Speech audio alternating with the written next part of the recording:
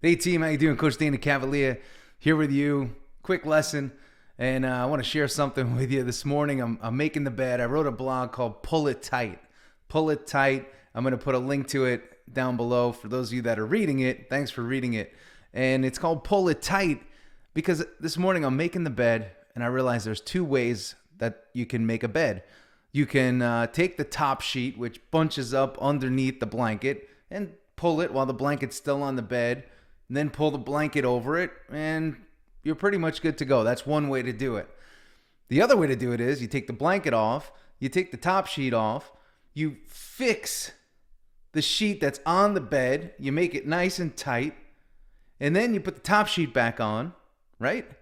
You make sure it's even, you tuck it for those of you that like to tuck it. I'm not a big fan of tucking it under, like when you're in the hotels and you're trying to pull the blanket, and it's like you're doing bicep training to move that blanket.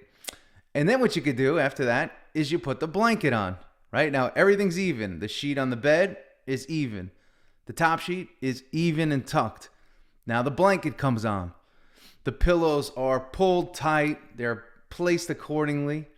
You pull the blanket tight. All the lines are lined up. You do a little fold over at the top. You put your accent pillows on. You step back and you say, wow, that bed looks great. It's the type of bed that you'd see maybe in a Hallmark movie, or you may see in a showroom like a Restoration Hardware. And I'm speaking about this because, number one, there's a lot of talk about bed making today in the personal development space, but it was something that hit me this morning that we always have two ways that we could do something. And I say, some people may say the right way and the wrong way, but I like to say the lazy way or the right way.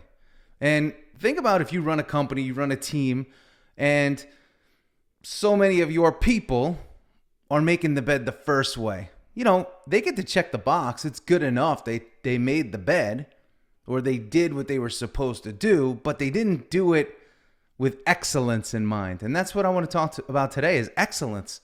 We need to be in the pursuit of excellence. Too many of us are in pursuit of more and doing more things and is doing as much as we can do, but we're not in the pursuit of excellence. And what if you did a little bit less, but that in which you do to the level of excellence?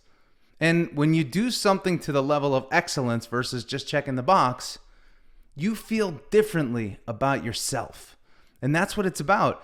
You feel very accomplished. You feel complete. You feel a knowingness that you did your best. And when you do your best, that's when you do your best.